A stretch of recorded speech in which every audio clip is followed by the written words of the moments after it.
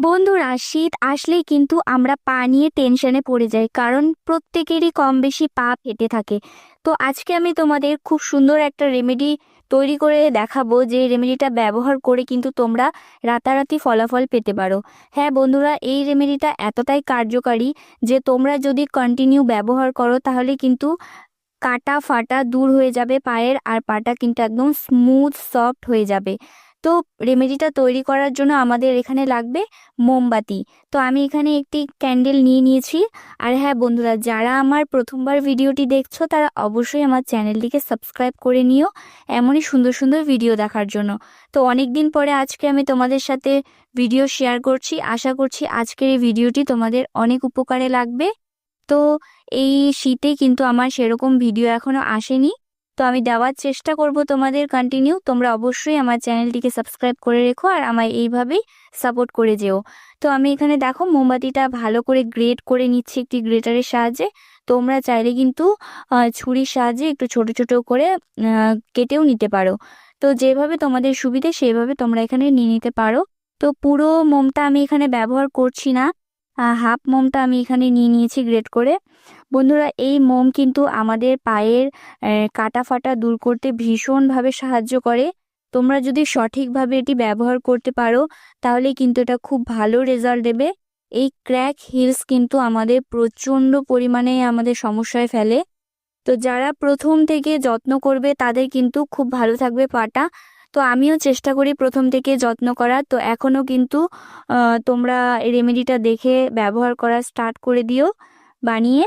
তো দেখো এখানে আমি মোমটা ভালো করে নিয়ে নিয়েছি। এরপরে আমাদের পরপর নেক্সট ইনগ্রিডিয়েন্টসগুলো অ্যাড করে দিতে হবে। তো আমি এটি একটি বাটির মধ্যে নিয়ে নিচ্ছি।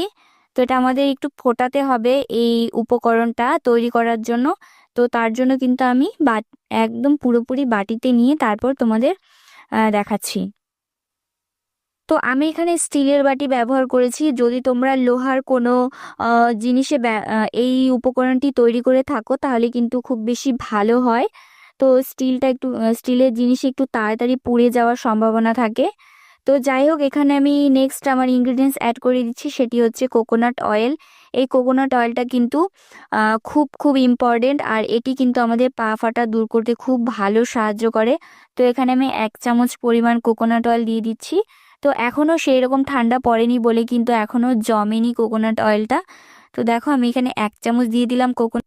তো আর একটা অয়েল আমাদের এখানে ব্যবহার করতে হবে, সেটা হচ্ছে সর্ষের তেল। তো অনেকেই কিন্তু সর্ষের তেলটা ব্যবহার করতে ভয় পায়। তো আমি বলবো তোমরা প্লিজ এই রেমেডিটা অবশ্যই একবার ব্যবহার করে দেখো। এই সর্ষের তেল কিন্তু তোমরা যদি এই মোমবাতির সাহায্যে মানে এই উপকরণগুলো একসাথে মিশিয়ে যদি তোমরা ব্যবহার করো তাহলে কিন্তু খুব ভালো ফলাফল পাবে। আর এটা কিন্তু ছেলে মেয়ে প্রত্যেকেই ব্যবহার করতে পারবে। প্রত্যেকেরই কিন্তু পা ফেটে যায়, এমনকি বাচ্চাদেরও পা ফেটে যায়।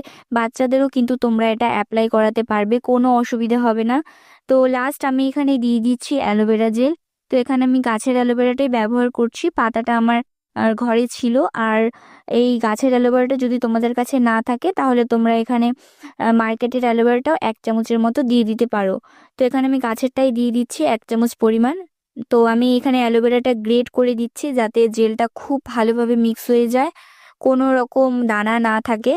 তো যাই হোক, এটা কিন্তু গ্যাসে বসালে একদমই গলেই যাবে। তোমরা কিন্তু এটা ছুরির সাহায্যে একটু ছোট ছোট করে কেটেও এখানে দিয়ে দিতে পারো, কোনো অসুবিধা হবে না। তো যাই হোক, এই অ্যালোভেরা জেলটাও কিন্তু আমাদের অনেক ভালো হেল্প করে। এই যে পা ফেটে রক্ত, অনেকের রক্ত পড়ে, তারপরে অনেকের ব্যথা করে, সেইগুলো কিন্তু দূর করতে সাহায্য করবে এবং সেই জায়গাটাকে কিন্তু ধীরে ধীরে ভরিয়ে দেবে এবং স্মুথ করার চেষ্টা করবে। অ্যালোভেরা জেল কিন্তু আমাদের স্কিনটাকে ময়শ্চারাইজ রাখে, তোমরা জানো। তো সেই রকমই পায়ে যে খড়খড়া ভাবটা সেটা কিন্তু খুব সুন্দর করে আমাদের স্কিনটাকে কিন্তু নরম এবং ময়শ্চারাইজ করে রাখবে। তো এর জন্য অ্যালোভেরা জেলটা এখানে দিতে হবে তোমাদের, স্কিপ করবে না। প্রত্যেকটা জিনিসই তোমরা দেওয়ার চেষ্টা করবে। আর খুবই সাধারণ, তেমন কিছুই কিন্তু এখানে আমরা ব্যবহার করছি না।